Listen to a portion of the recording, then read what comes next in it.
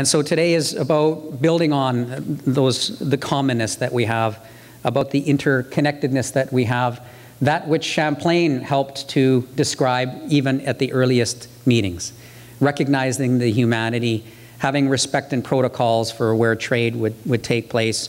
That part of the river is okay, the Innu would support. That other part of the river, well, that's exclusive to our territories, and accords were struck. And there was a rhythm and a pattern to life that was built on understanding what was otherwise the other. And I think we can hearken back and be inspired to those original ideas. So in many respects, we can build on old ideas. We can bring them into a modern context, ideas that have been around since our collective ancestors forged those treaties, where they built alliances. And it was, as was articulated in Hackett Fischer's book, Champlain's Dream, that was in fact the dream that Champlain had at the time, that we would see one another, and we would recognize one another, that we would support one another. It's a dream that was given expression in the fact that of the over 600 First Nations across this country, over half are in the midst of what was forged in the early days in the form of treaties, a relationship forged through treaty making. And it's that treaty making that really gave expression to the vision that Champlain, that he offered up. I always like to cite Treaty Number 3, the best expression of pursuing a shared understanding. You lend to me your son or daughter so I might teach him or her about who I am, and I'll do the same thing. You teach my children about who you are so that we might understand one another.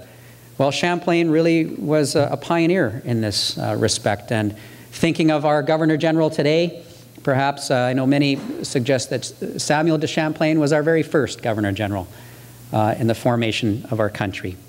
And I think David Hackett Fischer did a very good job in helping to illuminate us, I think, further to think about those original relationships, about that dream, because we know that the reality became something quite different. The displacement of peoples, destruction and domination became the objectives not only here in North America, but in other parts of the world, in places like the Caribbean. So today is really about, and this effort and conversation, I feel so strongly, is not only the vision of the First Nations ancestors, the Indigenous ancestors of these lands, but all of our ancestors. There was somebody across that discussion table in the original treaty making. It was Champlain who brought a vision that if we begin to unearth it, we can even see the roots of it from France. And the early conversations about the instructions upon which people were sent overseas, people like Samuel de Champlain.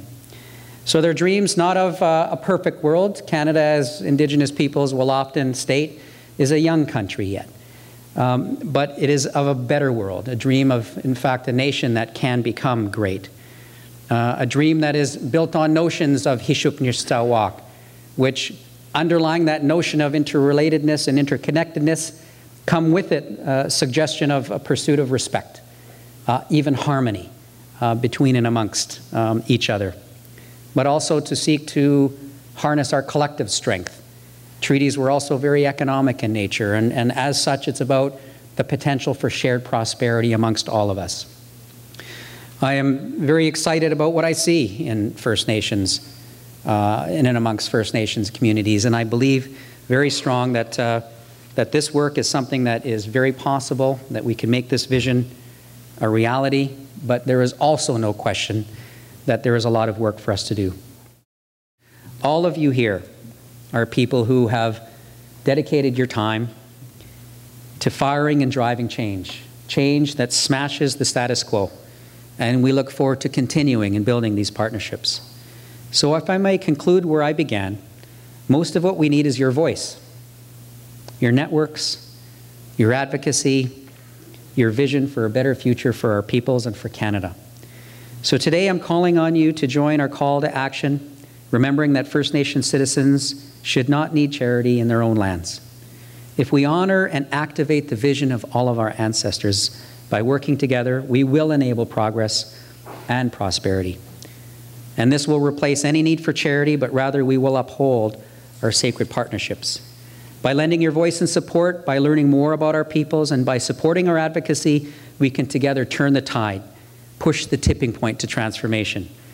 I believe strongly that this is our time to press forward, to push harder, engage honestly and openly, and have those challenging conversations to ignite the change that's needed right now, today. It's a fight for our children. It's also a fight for our future. It's also about saying that we will not lose another generation. We will think about that young man in Fort Qu'Appelle. We will remember the legacy left by Shannon Kustachin to not lose another generation. They, especially the young people, they're watching us very closely. They need to see and feel our support so they know that they're not alone, that they don't need to carry the burden of the struggle for a better day for all our peoples, that we are there with every child to make sure that they grow up safe, secure in their communities, and have every chance to succeed in life. We made this country together. We can remake it in that spirit and in the vision and dream that the ancestors have left for us. They said, and we're feeling it now, we all have a stake. We are all treaty partners.